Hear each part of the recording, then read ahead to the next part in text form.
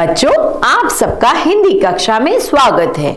हम सब व्यंजन सीख रहे हैं। आप सब तो जानते हैं ना, वर्णमाला में स्वर और व्यंजन होते हैं, है ना। सबने स्वरों के बारे में तो जान लिया, अब हम व्यंजन के बारे में सीख रहे हैं। तो क्यों ना पहले किए हुए व्यंजन को एक गीत के फॉर्म में याद करें।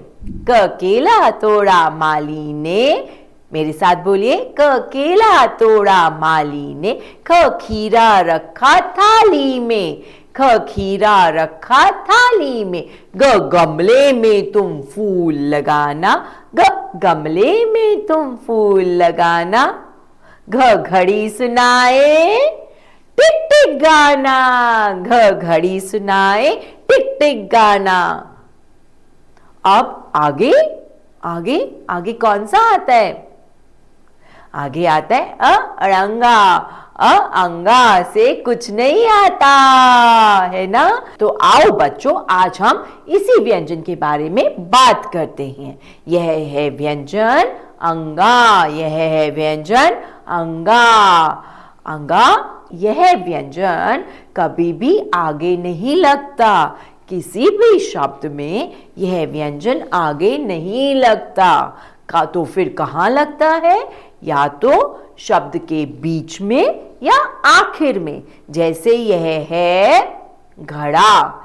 तो आपने देखा बच्चों, यह घ घड़ा है। इस घड़ा में अड़ की आवाज आ रही है, अड़ा, है ना। तो यह आवाज जो आ रही है अड़ंगा की है। और ये कहाँ लगा है? यह लगा है घ के बाद में, है ना, घ के बाद में। क्या यह शुरुआत में लगा है? नहीं, यह व्यंजन कभी भी शुरू में नहीं लगता। यह व्यंजन या तो शब्द के बीच में लगता है या फिर आखिर में लगता है।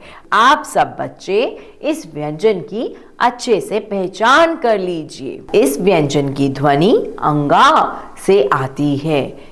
अंगा, आपने याद है अंग वाला अ स्वर किया था ना, तो वहीं से ही यह बिंदु लग गई, तो यह बन गया अड़ंगा, अड़ा या फिर अंगा। इसको हम बोलते हैं अंगा। अंगा से कुछ नहीं आता, है ना, इसलिए हम इसको बोलते हैं अड़ा खाली या अंगा खाली। तो देखा बच्चों आपने, यह है व्यंजन अंगा। तो आओ फिर से गाते हैं व्यंजन गीत।